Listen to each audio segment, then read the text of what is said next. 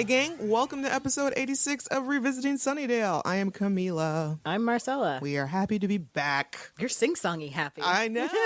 It's because I think I just noticed that the sun just came out for a moment. For the first time in a month.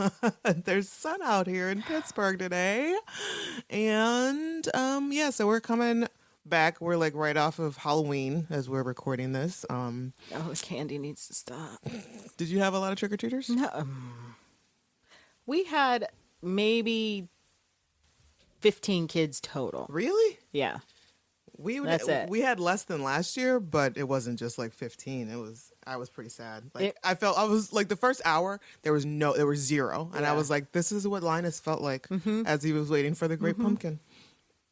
The best, so the two standouts were I'm not even sure how old girl that came with 2 pillowcases and said, this one's for me and this one's for my roommate. She's sick.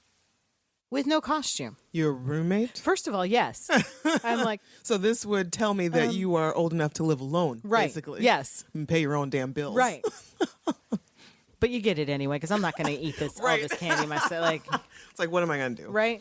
And then the second was the kid who stuck his whole fist in and then had the audacity to say, is this too much? So I had the audacity back to say, yes, put some back. I had to chastise a kid too, because he went, I'm not one for them reaching into the bowl. I divvy it out, and I'm generous. Like I have 3 or 4 pieces per kid.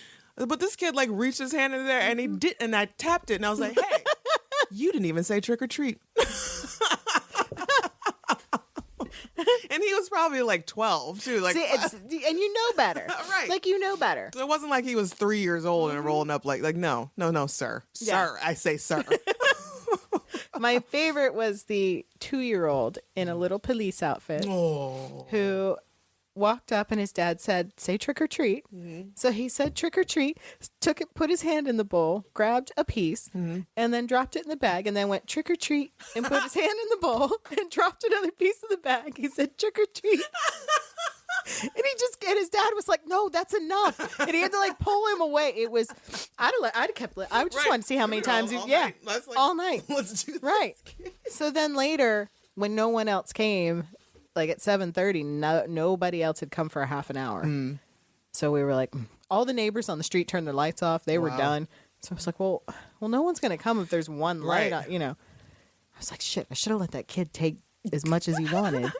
I only bought one small bag of mixed things and then a bag of 100 grand. That's it this year. It's all about, because I'm not getting stuck with a ton of candy. Yeah. But I still have some. I still have some too. And I just want to eat it. I still have all some. day. It's not a lot. Luckily though, like what's left are like these tiny Reese's cups. And I don't really like the Reese's cups. But there's like Jolly Ranchers, which normally I love Jolly Ranchers, but I have caps on either side of my back teeth. Can't do it. And I'm like, this is so sad. So I did make like little bags for my coworkers' kids and took them in, but I still have like a good couple handfuls of candy left. But You're like, I'm just going to eat one now. Yeah. And then like 20 minutes, you're like, oh, I love it. I've already gone through all the Twizzlers. Those don't survive. No. It was the perfect little bag. It had Whoppers, like teeny tiny Kit Kats. That's probably the same bag I got. Teeny tiny Reese's. Twizzlers. And there weren't any Twizzlers. No. It was just Whoppers, Kit Kat, Reese, and teeny tiny Heath bars. Oh, wow. And that was it. And then I got a tiny bag of 100 grand to mix in with it. Huh. And I thought, this is perfect. Yeah. This is, even if I have any left over, it'll be a small amount that I will probably eat. Those were the tiniest Kit Kats I've ever seen. Tiniest. They make me so mad. I'm like, this is pointless. Yes. Some kids can be so mad at me later. Right. When I was actually handing them out, I was like, oh, I almost wanted to apologize. Like, I'm sorry. I'm so sorry. This is like a quarter of a Kit Kat. This isn't even fair. Yeah. This is like, hey, this is what a Kit Kat would taste like if you had one right now. If you had one. But you don't. I think the best thing though, I mean, there's some cool costumes. There were some like grown ass kids, but they had a costume. Yes, they were thrown together, but they wore a costume. Right. That's all I asked. Right. Like they're probably like maybe junior high, freshman, high school or something. And I had some stickers also, and they got super stoked about the stickers. That's awesome. But my favorite one, and his costume was also looked a little last minute, but at first I didn't. He was probably like 8. And I didn't think he was wearing one at first. But then as he got closer, I realized like he's got on like his little long sleeve t-shirts, black. His little like white pants that are like pulled up a little bit to like right underneath his knees, and he's got a little newsboy cap on, and he's got a satchel going across his body. And I was like, "Are you a newsboy?" And he's like, "Yes, I am."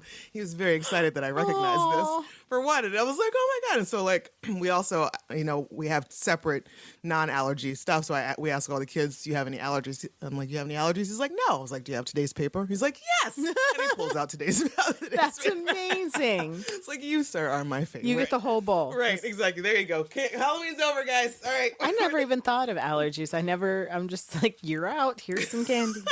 It's not my problem. It's up to your mom to separate it later. I mean, to an extent, yes. Like if your kid has allergies, Right. especially if they're like serious ones where they can't touch Right. a You're peanut. getting free shit. Right. Like that's something you should probably look out for. But I only had like a couple kids who were like, "Yeah, I have a peanut allergy." It's like, oh shit. Here's a king share of Reese's for you. It's terrible. I bet I did that to more than one child. But yes, Halloween. Oh, and speaking of, so I was tooling around. Another fun part about Halloween was, obviously the costumes and everything. And I saw. Have you ever listened to the Buffering the Vampire Slayer podcast? So I've seen it, but so like the ladies, I follow them on Facebook. They had the best costumes. They were both Riley. One of them was dressed in the army sweater with the Nice. basketball and all that stuff. The other one was dressed as a bag of Wonder Bread. that's fantastic. So I give kudos Yes. to those ladies. Yes, they get a big round of applause. That was fantastic. perfection. Yeah, that's fantastic. I lost it when I saw that. They get all the points in the world. That's great. That's fantastic. Oh, so, speaking of Facebook, you guys can feel free to interact with us on our Facebook page, Revisiting Sunnydale. You can like it and follow us on Twitter at Back to Sunnydale. We want to thank everybody who's been so super cool about interacting with us thus far. Like we've been doing a lot, and you guys are awesome. Like you guys are we're getting a lot of like thoughtful messages, a lot of Spike is so hot, which also works. Yeah. So it's great. Like we are here for all We of do it. polls and people actually answer them. I now. know it. Let's keep that momentum Yep, going. I We like it. Appreciate you all. And so you can also rate and review the show on iTunes, Libsyn, iHeartRadio, and Player FM. So our Where Are They Now is Miss Claire Kramer. She's so cool. Is she? She is. She's so. She is. She really is. She's pretty cool. So, I mean, I do know that she did have a podcast. I don't know if it's still going on. I couldn't find any information about it. It was called like 5x5. Yeah. And it was an all right podcast. She was just like an interview geek kind of podcast on Geek Nation. But what I hated was her co-host. He sucked. He was like a morning radio DJ type. And he was just, he really took a lot away from that. And I do know she moderates a lot of Comic-Con panels. She was these on. days. She was on one of. I think it was the Doug Loves Movies. Was she? Yeah, and she did one of his live podcasts a couple times. It was pretty funny. Now, was it you or was it me? Was it you that has found out that apparently she's a gay icon? No, I did not know that. So did I write that? I think so, because that's amazing. I saw that and I was like, really? I didn't know this. I can't wait to hear about it. Apparently that's all I had. I heard it once in a bar. I know, and I don't know where I got that information. I was walking past Blue Moon.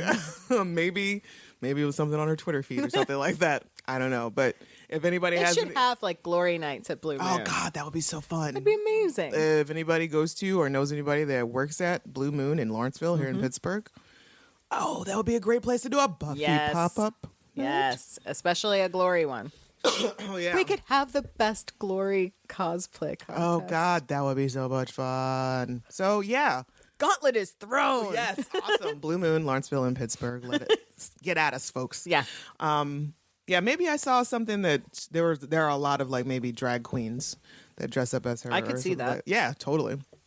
But yeah, if anybody has any like particular like stories about how Glory is a gay icon, then let us know. We want to hear about it because I don't know when I wrote that. I don't know where I got that. I don't want to Google it right now. Because we got a full ass episode to talk about today. And it's deep. These next handful of episodes, they're so deep.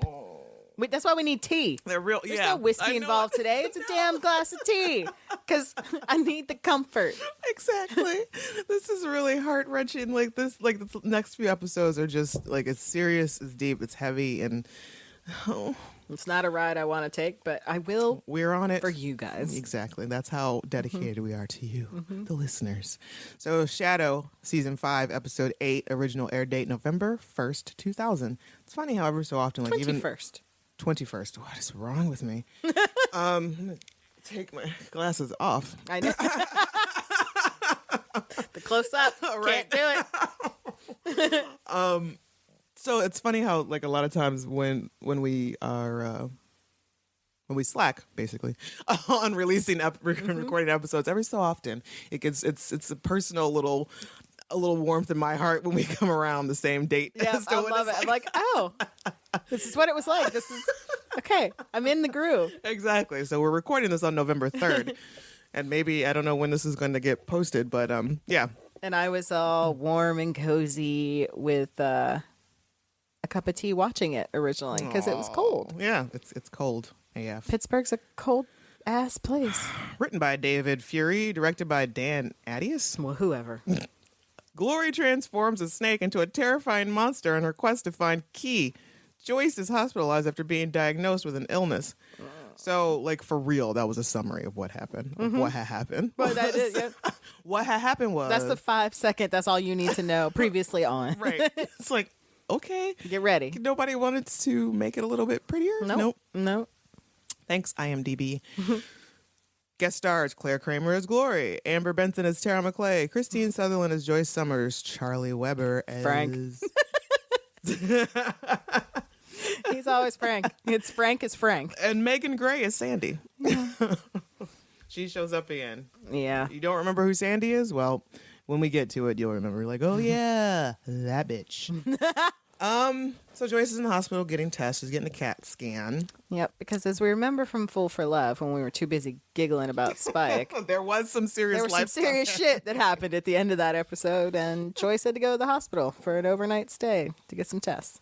Dawn and Buffy are in the waiting room, and obviously Dawn is scared, and she's like asking questions about, why is it called a CAT scan? Does it look like a cat? She's getting on my damn nerves is what she's doing until Buffy and I have the same exact reaction when we actually turn around and look at her. Right.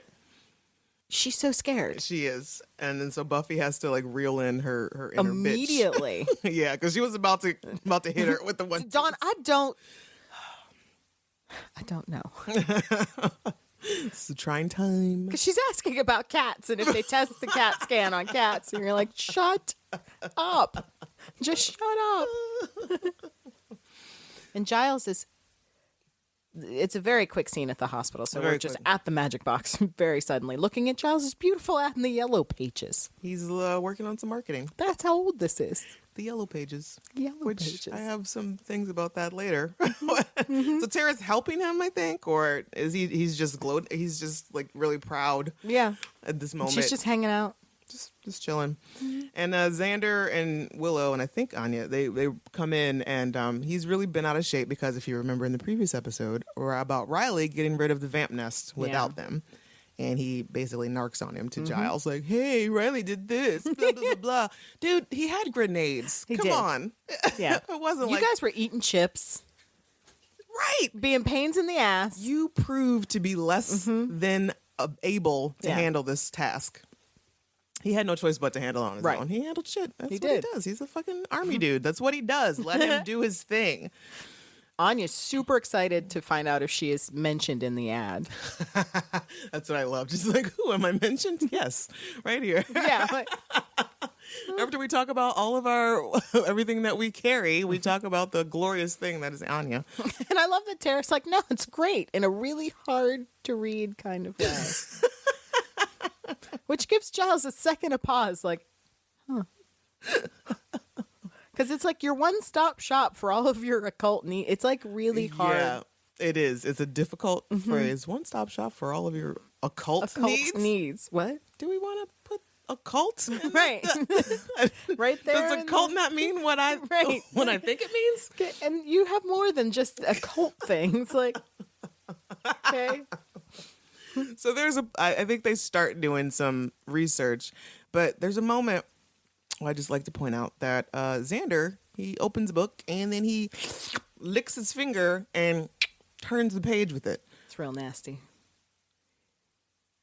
Let's talk about That's real nasty. that. Bothers me to no end. It's like when your mom licks a napkin and then wipes your face. Like, why? Why are you putting spit? Your spit does not go on the pages of my book. Right. On my face. It's also especially when it's like someone's doing this and it's a book that's being shared or it's not their book. A magazine. Don't look at my magazine before I had a chance to. Thank you. Because you're going to ruin it. Right. You're going to spoil it. It may be 4 or 5 months before I get to it. It's still mine. I don't care. I bought it. It has my name on it. It's shiny and new Yes. without your prints on there. But then to be like, meh. Oh my God, that's so terrible, so terrible. So yes, my husband, he has a habit of doing that, and every time I twitch a little bit, and You need a water bottle. yeah, like the little sponge. Yeah, no, to spray it like they do Spray with 'em. cats Bad when they cat. do. Yes. Bad kitty, bad kitty. So I had to tell him finally, after years of me suffering through, it's like, you know what, this is obviously not going to go away on either end. This is bothering me. It's going to continue to do so. And I'm like, hey, can you not do that with books that don't belong to you? It's fucking gross. It's so gross. So gross. If it's mine, it's mine. Right. My spit is allowed on my book. Because sometimes those damn pages, Yes, sure. I understand. my Sometimes book. it's not yours. No. So once I got all that out of my system. Glory, we take to Glory at her place, like surrounded by an obscene amount of shoes. A lot. She's just on a bed, just like with shoes, and she's Did admiring she kill them. someone for this apartment? I would like to know how she obtained this place. Because I have no idea. And her minion is Marshall from Alias. Okay. All right. So her minion's there, and he's, they're doing their Drag. thing. They're doing your creamy coolness. This is where, like, her whole story starts. Because these little things adore her. So much. And they just plump her up with every... Your effervescent evilness. What? Like some of this shit doesn't even make any No. sense. But it's hilarious. Your creamy coolness has honored me. What? Where do you come from? And then there's something about ripping out. He's like, oh my God, I'm so sorry I offended you. I should rip out my tongue. And she's like, gimme. And he sticks his tongue out. But turns out what she wants is some old spell. script or scroll or something and I guess there's a spell on it that she needs to do something. Yeah. But he tells her she needs, like, all the ingredients. That's when she sees Giles's ad and she rips it out and she says, I'm going to get everything I want. So I am to understand that I don't know how often phone books come out. I feel like it's like every 5 years. Yeah. It's not very often that they throw trash in my yard. So Giles just so happened to get this ad out at a time when the phone books were just delivered, I guess. Apparently. And Glory just happened To have it open to to that get page. this phone book today of all days. Who opened it? She didn't touch it. No. She does not even seem like the type to touch a phone No. book. So who brought it in? Like, is somebody, does she get mail? Right. Because, I mean, And do those minions just walk in the front door and get her mail? yeah, because that's that's what I'm assuming is happening. It doesn't make sense to me. So she's headed to the magic box to get some supplies. I love these opening credits. The Spike parts are so great. They're like all of Spike's best moments. Yeah, they're pretty great. So is this? It's not this episode, is it? These next two episodes, I get them mixed up, like, because they're so similar Yes. in what happens in these two episodes. Yes. Okay. So this is the next moment of where Riley rolls into Buffy's house. He just Apparently they don't know. He didn't use a key. The door was just open. So Riley strolls in. He's like yelling around for anybody who's there by ear, and he hears. He finds a nasty blanket on the ground, Right. That's what it is. and then hears some some scuffling upstairs. He goes upstairs in Buffy's room and finds Spike sniffing sweaters. Standing in broad daylight. Broad ass daylight. Some shiny sun. right on his face. Yep, right on his beautiful face. Right there. Mm-hmm. So there's a whole thing. This is a dick swinging contest, is what this is. And I love it. It's the last. Even the way Riley walks in the room, he's just, it's like, you're not going to win this battle. You're like, the fuck are you doing here? Right. Everything. And Spike's like, hey. He even puts his hands on his hips. So his excuse is that he is, picking up the scent of his prey. It makes me so angry. Slayer musk. Yes. That's what exactly what he calls it. Even Riley's like, all right, let's go. Let's just go. And it's more like, yeah. So as he snatches Spike out of the room, Spike manages to snatch a pair of drawers. Yeah. Right out of her drawer. Into his pocket. And little kleptomaniac. And the look on his face is he's thrilled. Score. He has turned into a creepy stalker, and it's creepy. It's sweater so weird. smelling. Yeah. Draw stealing. Nasty ass. Like, why? Creeptastic. Why? So they get downstairs, and there's a little more dick swinging happening, and Spike tells Riley. There's little sweaters sniffing between sworn enemies. And Spike's like, hey, I'm not her enemy. Do you spend the better part of the evening buying drinks for your enemy? Mm-hmm. Tell the whole story, Spike. Yeah, right? It's fake news.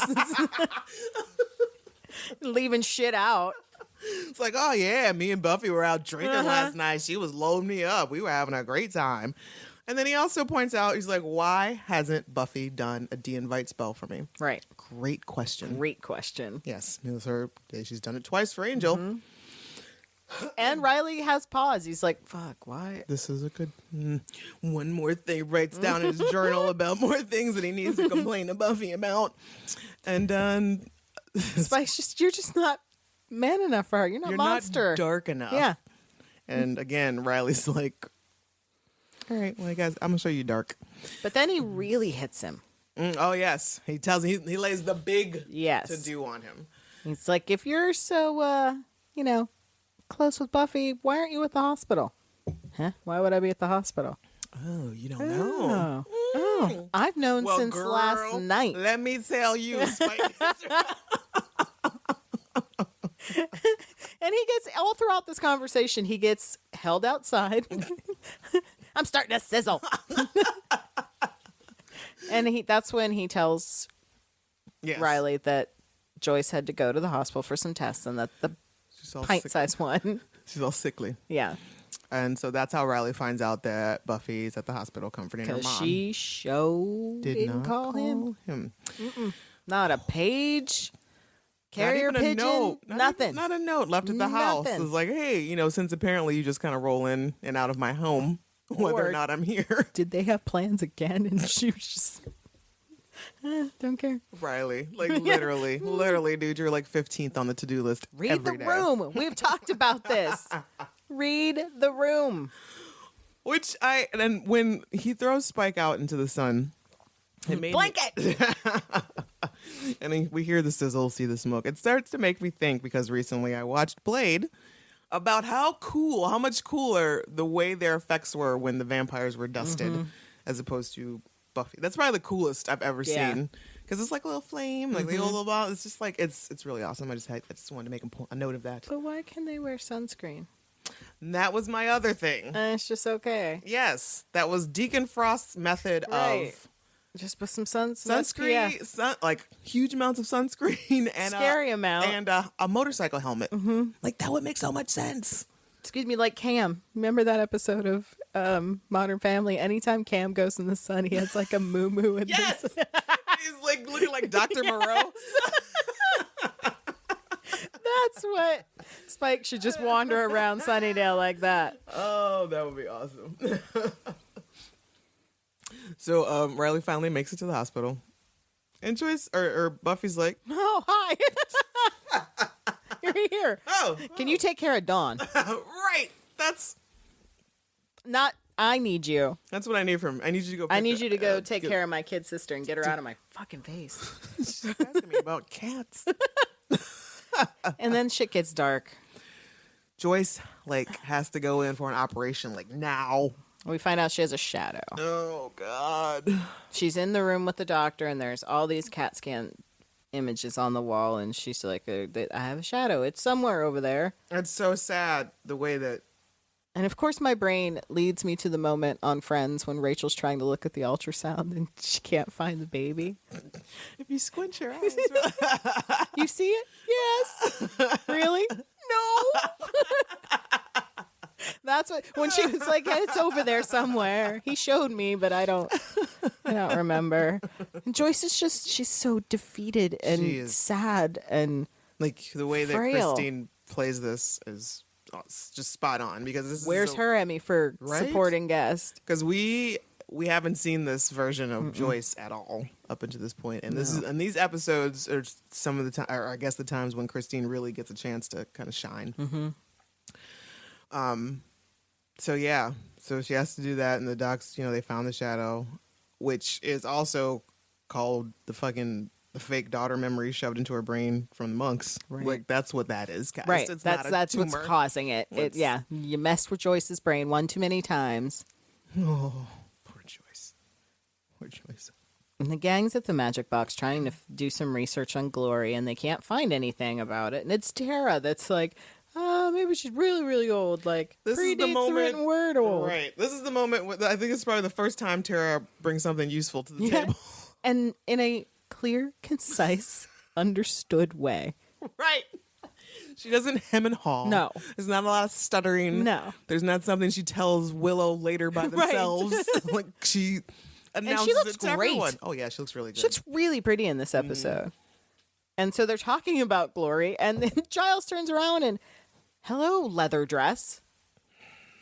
Your wardrobe is She could be anywhere. Yeah. And then she turns around there. There she is. Oh, snap. And I love when Giles like, did you find everything you need? No problemo. Are you Edward Furlong from Terminator 2? What's wrong with you? Why do you talk like that? She's got a real attitude. Just on that, based on that alone. Right. That would have been enough for me to have pause and be like, I don't think. Because Sunnydale's got what, 150 people in there? Yeah. And you've never seen anyone that dresses like this. No. With this kind of attitude. Right. Because I'm sure she would have come across Cordelia at some point and there would have been a cat fight somewhere. Oh, God, yeah. Speaking of, that dress looks like the outfit that Cordelia wore to school after the Wish. It does. It reminds me of that. It does look like that. So Giles sells her some stuff. Where'd she get cash? I don't know. No idea. He doesn't even really look to see what he sold her. He just tosses it in a bag, and because apparently he's all preoccupied with finding Glory and all that stuff, and they figure out that they remember that. So she buys her the shit and she goes on. So they remember about the Dagon Sphere, which was the monk said that was meant to protect or ward off. Yeah, that cannot be named. Yeah, Voldemort. So they start to put two and two together, and they're like, "Oh my God, Glory's probably really old, and there's probably nothing on her." Which this is I'm thinking of the Beast and Angel. So there's that. And we're back at the damn sad place again with the doctor. But before we get there, I just want to point out that Giles is looking particularly handsome in this episode. He is looking particularly handsome in this episode. I don't know if he got all aged. I know it. This is sparkly. Mature. I love his suit. It's very dapper. It's just I love it. Shout out there, Poppy. So Joyce has a full-on brain tumor. Yeah. And the doctor's just word vomiting all over Buffy, and she just kind of goes blank. Nearly 1 out of 3 patients with this does just fine. Those don't sound like good odds. Those are the worst odds I've ever heard. 1 out of 3 does fine? Fine. Right. Not survives. Right. Lives a long... No, they what? Okay. What is fine? They survived the surgery? Right. And she had been cuddling with Riley, which was kind of cute. And then when she starts talking to the doctor, where did he go? I don't know. He just literally... He skulked off and he's gone. Where? She don't have time for me. You know what, Riley? I need you to get your shit together. Not about you right now. No. If anybody could have like really like in need of a therapist session, Riley, did he? Yeah. He was through a lot. He should have gone through some therapy. He should have. Instead, he handled it a different way. But then this damn doctor starts asking Buffy all these questions. Does Her insurance. Yeah. Need copies of the MRI. And her face is just, again, we've said it before. Read the room. Right. You can tell this girl is just like fire bad, tree pretty. I don't know what you're saying. All she's thinking is, my mom's going to die. Right. Brain tumor. Brain tumor. Yeah. Brain tumor. Brain tumor. Why are you asking me? And she doesn't answer him at all. No. It's like, She maybe chokes out something about her having a Bluetooth for her phone. Yeah. He's like, does she use a cell phone? Does she blah, blah, blah? Does Do she you guys live by on power line? What? Who doesn't? Is that actually a question? Are you asking? And then Frank, because we're not calling him Ben. Frank comes in because I hear his voice in the kitchen. I'm like, ooh, Frank's on. What's up, Frank? What you got for us now? He's got some advice. Well, he interrupts the doctor. He's like, they need I think you. yeah. And you're just like, oh, thank you. Yeah. So he's, trying to like rescue Buffy, quote unquote, to because he's a good doctor, but doesn't have the bone in his head to tell him when to back off. Mm-hmm. Would Bone? there be a bone for that? Is it a bone, Doctor sir? Ben? You sure that's what you want to go with? And at this point, we're still wondering, why are you here? He always shows up. Yeah. Like, how big is this hospital? How small is this hospital? Right. Like at this point, we don't know why he's around. No, but he's always there. He's there. His shift always coincides with whenever Buffy's there. So we're thinking, is he supposed to be a new love interest for her? How about you get rid of the old one first before you bring the new one? Make it clear to the old guy. Right. Because she's had some pretty deep conversations with Ben. Yeah. Much deeper than anything she's probably had with her. Right. Oh, yeah. Who finally comes back? Buffy. What? Where the fuck were you? Could have used you. Did you have to pee that bad? At that moment, like, he could have been useful at that Right. moment.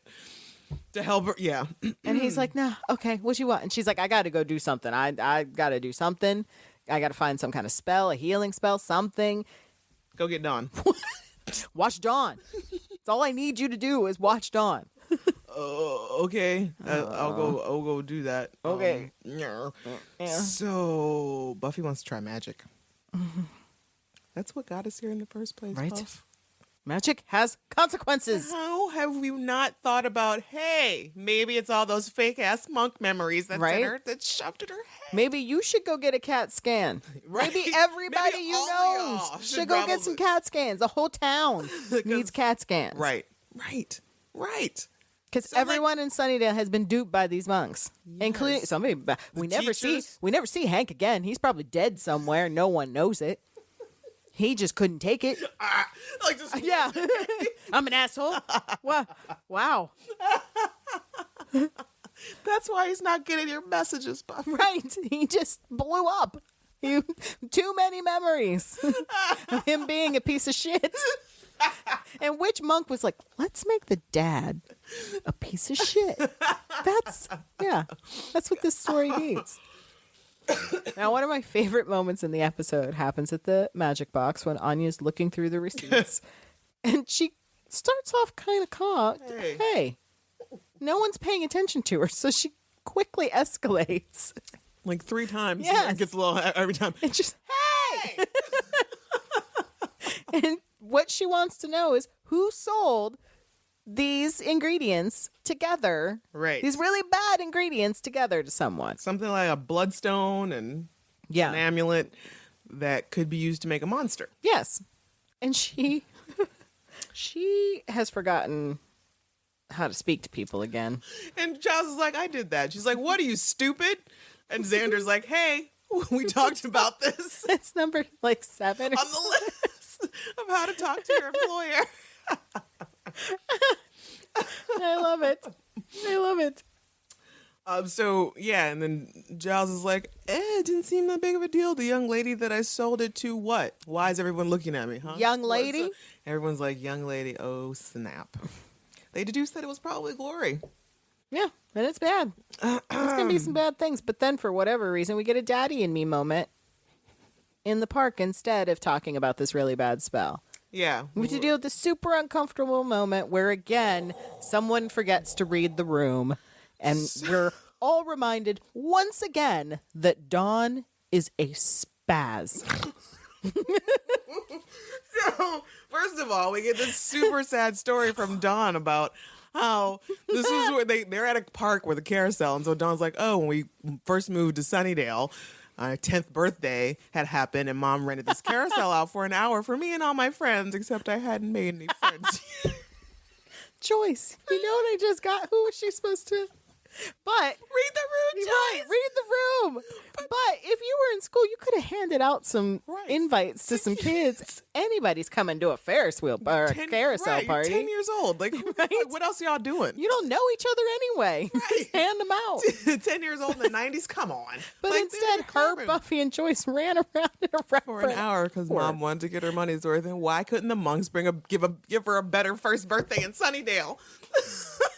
Why do the monks hate her? They did so much bad stuff to her. Like making her a fucking straight up spaz. Just spaz. So one of my birds,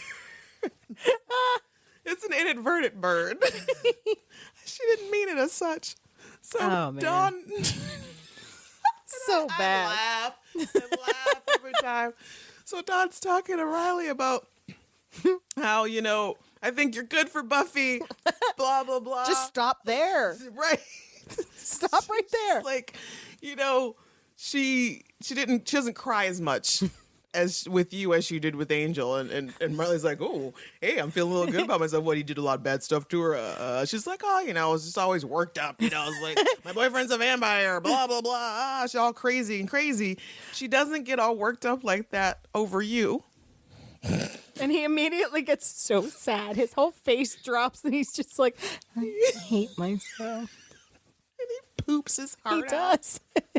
It's so sad to watch it happen. And she can't read the room. She's such a spaz. She doesn't even notice and keeps going. She's the worst. She is just the worst. And no one knows. Nobody knows this conversation has happened because I'm sure Buffy would have just, seriously, you already told him he was weak and kidney and now that's it. Stop leaving her alone with people. How about, Dawn, do you want to break up with Riley for me? Right. Right. Oh, God. Okay. So Buffy makes it back to the magic box and is like, hey, I want to try magic. And they're all like, whoa. It's not a good idea. Mm-hmm. Could make it much worse. Can't be interfering magics with the real world and stuff. And Buffy accepts it. Plus, Anya's like, we already did enough fucked up shit today. Didn't we? And they blame it on her. They're like, oh no, she broke something. I did not. I did no such thing. I will demand you to tell the truth, right? please. Which they eventually do have to tell her what happened. Oh. And it's not quite as funny as the last time they had to give her bad news. No. She's oh my God, are you guys okay? Yeah. She was perfectly pleasant. It's like, okay, we're fine.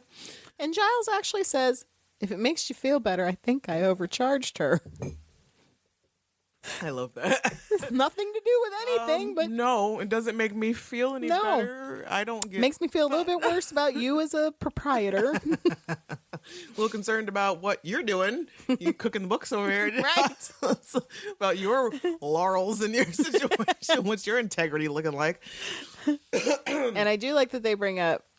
Xander makes some mention about why can't people just be bunny worshippers. You know your girlfriend, right? Right. You know the one thing she's scared of. You couldn't pick any other word. She's like, they're talking about it being much for those yes. So they're finding out that Gloria's got a spell and she's gonna make a big old snake. I don't know why this big old snake can sniff out the key. Makes no sense to me. No, there's like some people of worship cobras. Sobakites. Sounds like Cobra Kai. So I just keep imagining tiny little Johnny Lawrence's, and you've got the Funko back there, and I keep seeing Strike first, strike hard, yes. no mercy there. Oh my God. So yeah. So Buffy deduces, I guess, that she finds her at the fucking reptile house. Mm-hmm. At the same zoo. The same hyena zoo. Except they've made it a Cobra room now because we only have one set. Yes, it's now a reptile house. So Gloria's there. She snags a cobra, and her and Grok or Greek or Drake Drag are there chanting, and She's so cute. She's like, I'm gonna make you a star, but it's a cobra that does not have arms. it's a regular ass cobra. So when it gets bigger, why is it sprout I mean, like, arms? and why not just give it legs too? While we're like, I mean, Oh fuck no! Then it would run. It slithers fast enough. Could you imagine it running? a giant cobra has arms on for no reason, and I don't see it like carry or use the arms at any point in this episode. They're just swinging. So yeah, I don't know why this is the thing that's supposed to find the key. And Glory's all mad because the incantation is long, as they really are. They are. It takes a lot. Yeah, it reminds me of the Angel episode when they're doing at the end of the first season, and they're doing the spell with the box. We won't mention what's in the box. Oh yeah. And Holland is like, oh, they haven't even gotten to the. Somebody page me when it's closer. If it's worth having, it's probably going to be long. Yeah, if it's worth selling your soul for and conjuring up dark forces, then Right. you're gonna have to take a little time with it. Just gonna have to wait it out. And Glory's complaining about it, and Buffy interrupts and starts fighting. Gloria's super impatient. She's so funny. She talks a lot while she fights. She's kicking her ass. She is. all Well, over this Buffy's reptiles. kicking her butt first, and she's like, "This isn't right. This is not how this goes." And then she starts kicking some ass, and she's like, "There we go. Yeah, she's this like, this is feels right." about And right." It's almost like a dance. The way that's happening. Like I do appreciate the choreography, the fight choreography, and also her comments are like likening to. She's talking about how like star stage. I'm carrying your performance, and, and then when she finally like tosses her away, she's like, "Scene." And this is why we love. And I do appreciate Glory. that. Yes, but I'm also. I forget. Does Buffy get knocked out? She just gets knocked down, and she kind of runs. I think like she sees the big cobra, Yeah, and she takes off. and she takes off. So I don't know why she wasn't as concerned about it Right. at first. I don't know why she left. Right. You're like, I'm just gonna let you do your thing. My shoulder hurts. Yeah, like it just like she doesn't run. Yeah, she doesn't run after. She goes. She leaves. She goes to the hospital. Leaves. And she just calls folks and like, hey, this is what's going on. She's like, I couldn't stop it. And she doesn't say to Giles, he's made to find the key. Right? No, she's just like, got my ass beat. He's like, oh God, Buffy, are you hurt? Yeah, I am. I'm at the hospital. Got an ice pack on. It's not good, Giles. She hurts. Do you need me to come? No. But before that, Riley comes into the magic box and he gets real shitty with them because they let Buffy go off on her. And again, this is like the third or fourth time in the show that Giles is just like, excuse me, you don't let Buffy do anything. Exactly. You should really know that by now, Riley. Right. Honestly. And it's Xander that's like, oh, talking about going off all on your own, huh? Somebody else, Captain America, went all, Xander. half cocked. Right, yeah, Xander, sir. And still, Giles or Riley is unconcerned.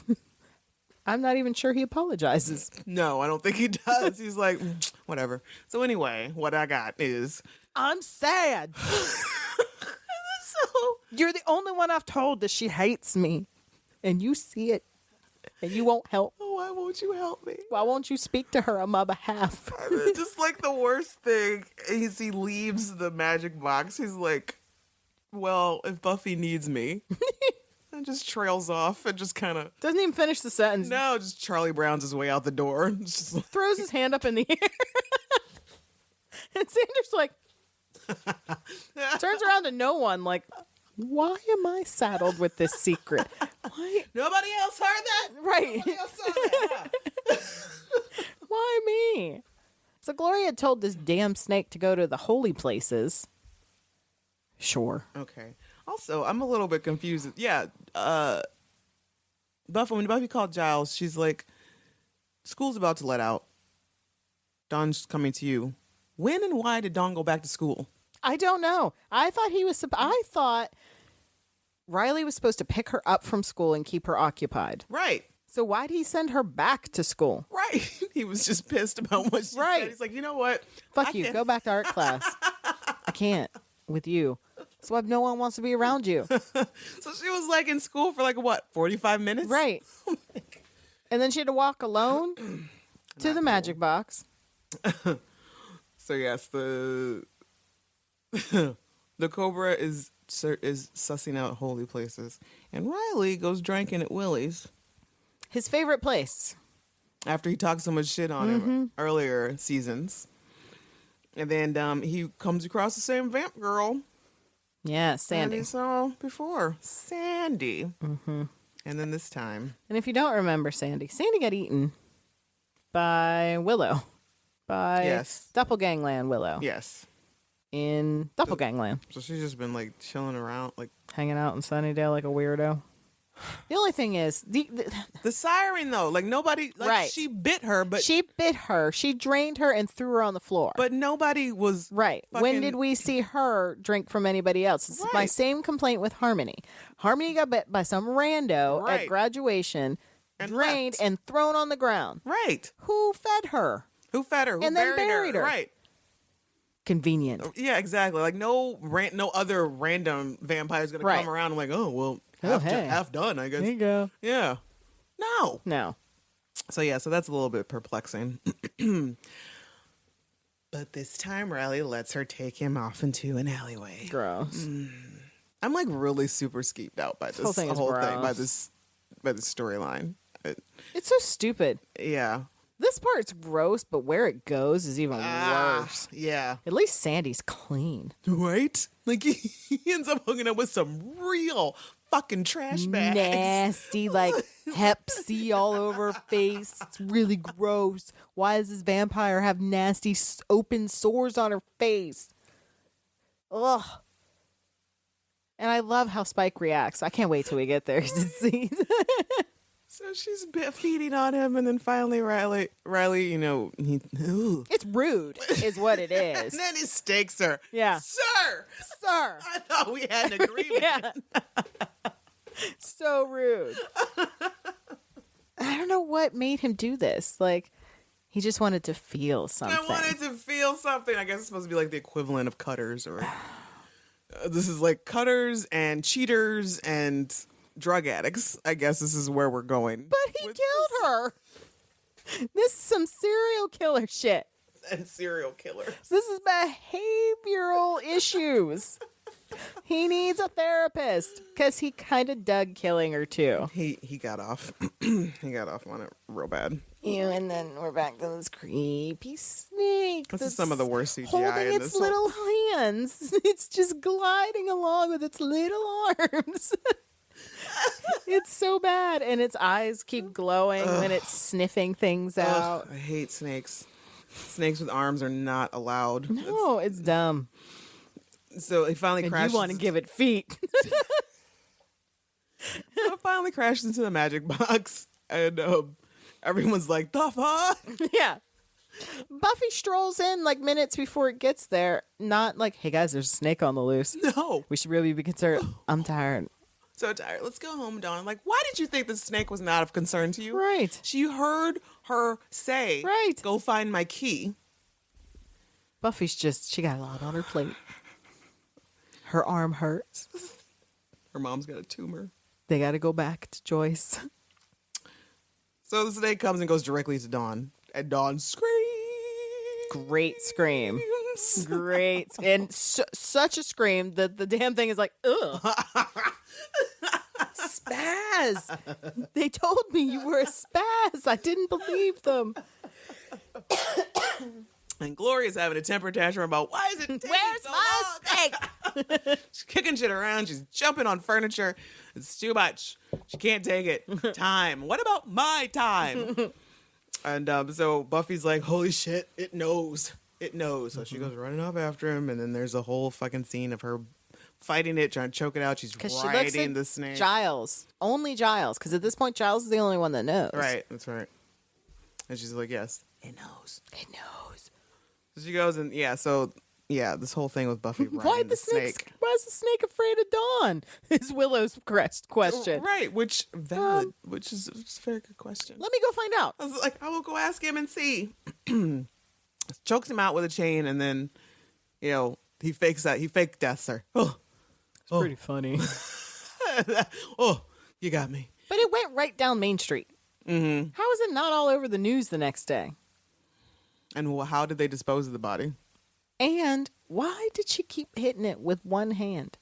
Because her arm was her shoulder. But still, that's a very good reason. I forgot about her shoulder being messed up. But she's just like, She beats it to death. to death. And there is a shocking lack of fluid coming out of this thing.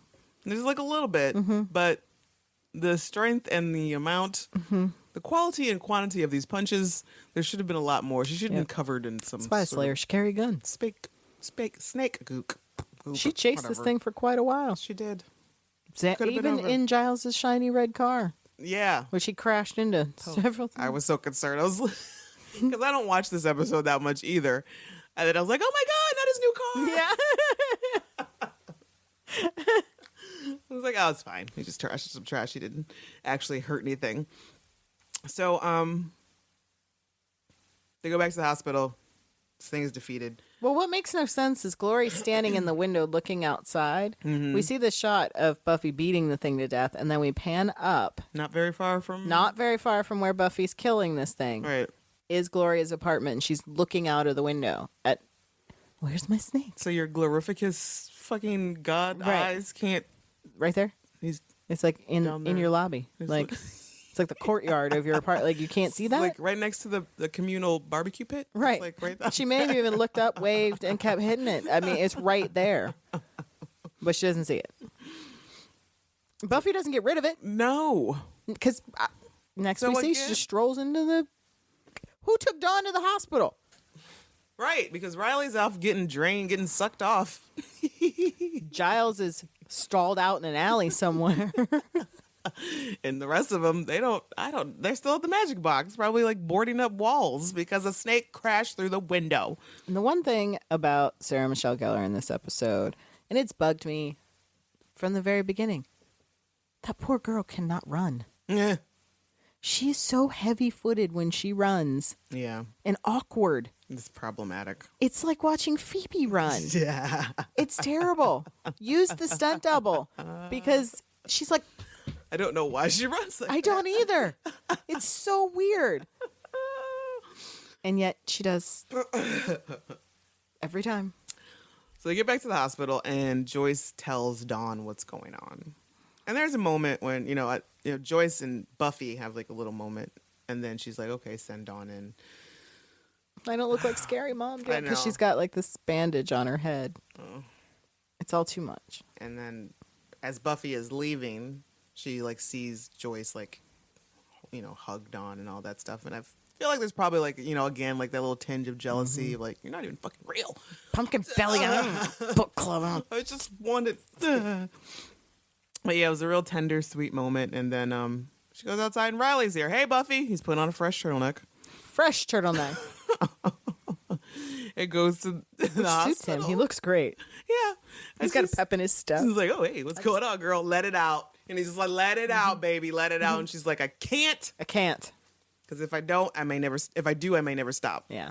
And we've been there. We've all been there. right. It makes sense. Except he's like,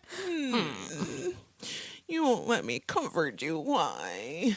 And she's like, hey. And her mom calls her. She's like, they need me. I got to go. And he's left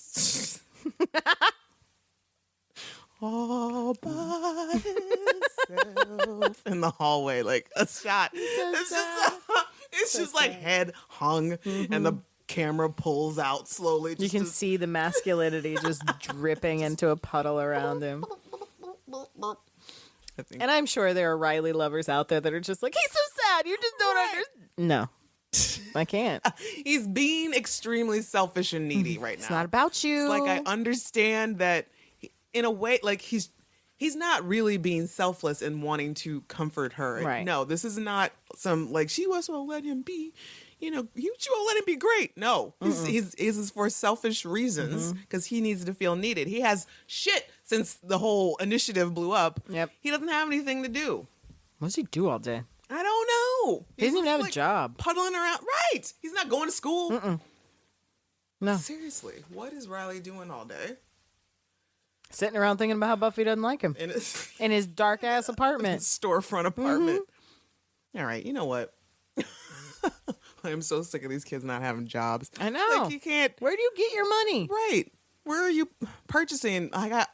Okay. You know what? I'm just going to. No, he can't be trust fund because he's from like Iowa or something, right? And his parents are farmers or some shit.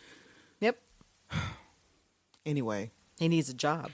Maybe he had something else to focus on. Maybe it's time to get in touch with yourself, Riley. Right. Maybe find out who is Riley. Right. Does Riley need? Maybe was he actually? All right, enough. I can't do it. There's no song. There's no song this week. But there were it's all too depressing. It's all very depressing. So there was another.